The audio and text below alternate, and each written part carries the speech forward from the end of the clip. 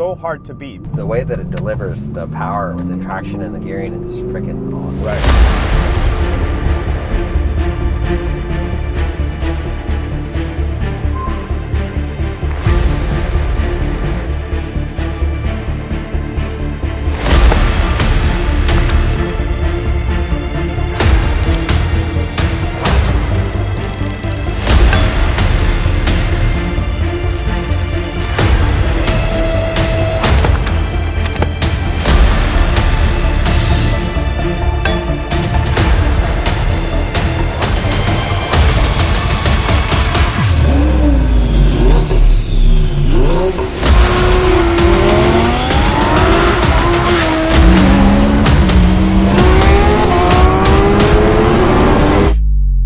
Hey guys, we're fixing to dyno our 2018 R8 Plus. Pretty excited, long-term fan of V10 engines. The sound of the V10 engine, just magic sounds all the time. So I'm pretty excited to get to dyno this car, just to get to listen to the engine and see how it goes. And then we can start a suite of modifications where we're gonna be working with the AMS on a twin turbo kit. So this is gonna be our baseline run to see what it makes in stock form before we move forward.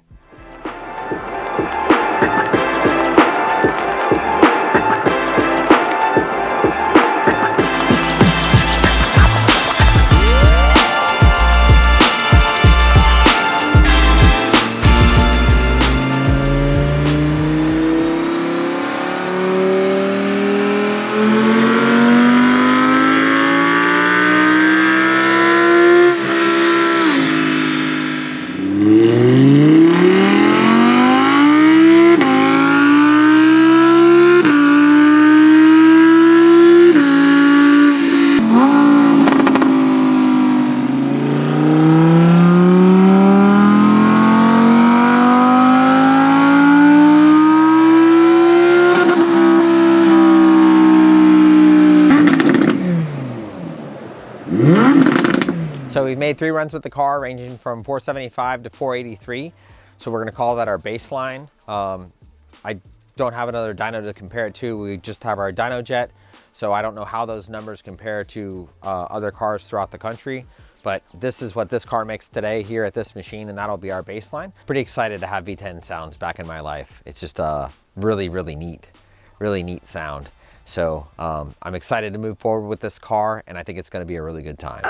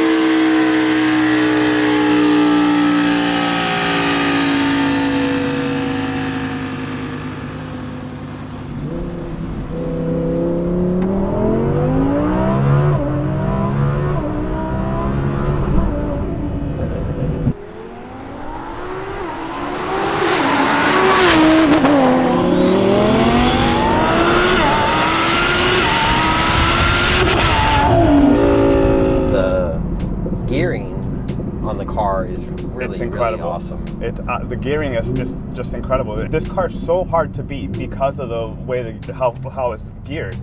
You know, it doesn't make a lot of torque, but it's the power band and the gearing is just set up perfectly. No, when you look at the dyno sheet, you wouldn't think the car runs the way it runs, but it's because of really smart gearing. Yeah. And an incredible transmission.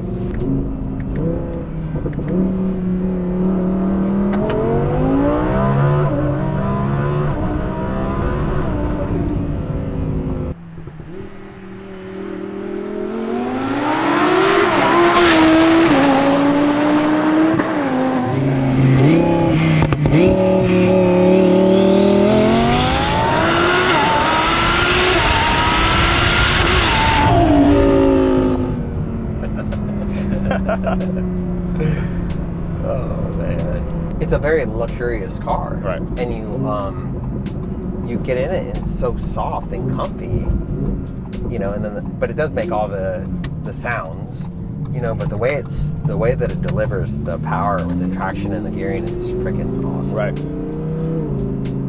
I mean, I can't imagine somebody not absolutely loving this, you know? Right. I feel very strongly about having a car with a clutch, but in perfect reality, this car does everything absolutely better than ever. I could, you know, way faster than I could shift and everything. So this car does things so well and so smooth that now I understand why there's so many new guys that just automatically go to 1500 horsepower, because the car is just extremely smooth and it can happen very, very fast. But you don't need 1500 horsepower for this car to just be amazing. Right. And, you know, us that were around higher horsepower, till you actually floor it, you're like, man, this is the most efficient horsepower I've ever experienced by a long shot.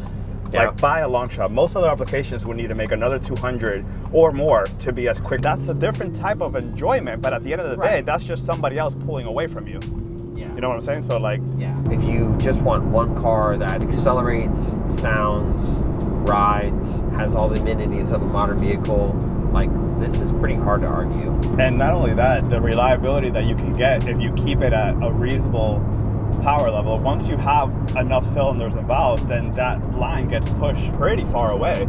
To the point that there's guys already making, you know, 1500 horsepower without opening the engine up. So this one can live an extremely happy life at 850 to 1000 horsepower, and you can be pretty hard on it and it would just live a long time.